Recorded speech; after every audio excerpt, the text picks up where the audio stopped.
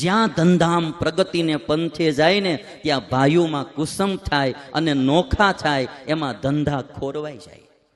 જ્યાં આમ પાર્ટનરો ભેગા મળીને ધંધો કરતા હોય ને ધંધો આમ સ્પીડ પકડે, ત્યાં એને એમ થાય કે આમ બધું મારે લઈને હાલે છે, લાય હું નોખો કરી નાખું તો વધારે પ્રગતિ કરું, અને નોખું કરે બધાયના ધંધા ખોરવાઈ જાય. ઘણી વખત મહેનત ભલે આપણે કરતા હોય પણ ભાગ બીજા પાર્ટનરનું કામ કરતું હોય. બાપ એ ભલે બહુ મહેનત ન કરતો હોય પણ ભાગ એનું કામ કરતું હોય. એટલે કુસંપ થાય એટલે પછી કેવું નુકસાન જાય એ તમે જુઓ.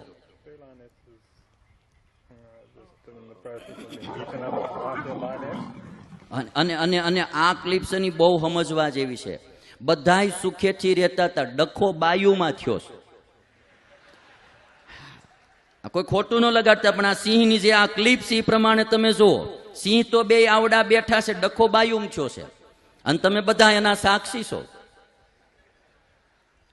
બાયુમાં ડખો થાય, એમાંથી ભાઈઓમાં થાય, ને ભાઈઓમાંથી પછી જુદા થાય. આ તમે ક્લિપ જો.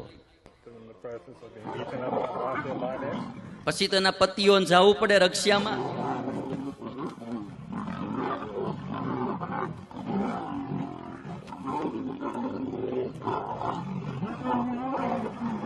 પછી ભાઈઓ બાજ્યા, બે વહી ગઈ.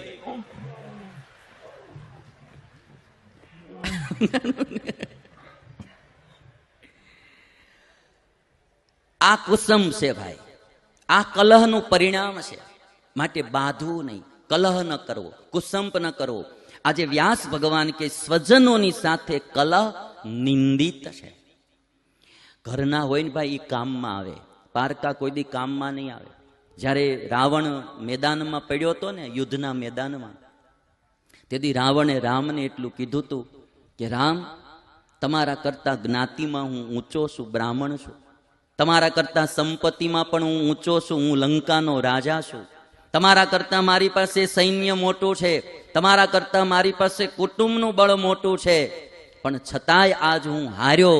એનું કારણ કે તમારો ભાઈ લક્ષ્મણ તમારી હારે હતો અને મારો ભાઈ વિભીષણ મારા વિરુદ્ધમાં હતો. જે કાંઈ રાવણના રહસ્યો હતા ને વિભીષણે ખુલ્લા કરી નાખેલા. એટલે ભાઈઓ સાથે વેર ન રાખવું, દેરાણી જેઠાણી સાસુઓમાં કલહ ન રાખવો, આંટી ન પાડવી, જિંદગી હળી મળીને જીવવી. જો તમને એવી સેમ એક ક્લિપ બતાવું, કલહનું પરિણામ કેવું આવે તમે જો. આ ચિત્તાએ હરણનું મારણ કર્યું છે. ચિત્તાએ હરણનું મારણ કર્યું. હવે બે જણા અંદરો અંદર, હવે આ પાર્ટનરોની વાત સમજો તમે. એક ચિત્તો ને એક વરુ. હમણાં એક વરુ જેવું પ્રાણી આવે છે, ઈ બે બાંધવા માર્યા, એમાં હરણ વયો ગયો. ઓલી ભાઈઓની વાત હતી, હવે આ પાર્ટનરોની વાત જો તમે. આ ચિત્તાએ હરણનું મારણ કર્યું છે. આ એક પ્રાણી બીજું આવ્યું,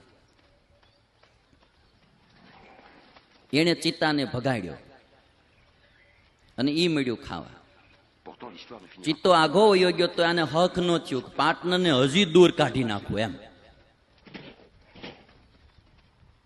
હવે જોજો, હરણ ગયું.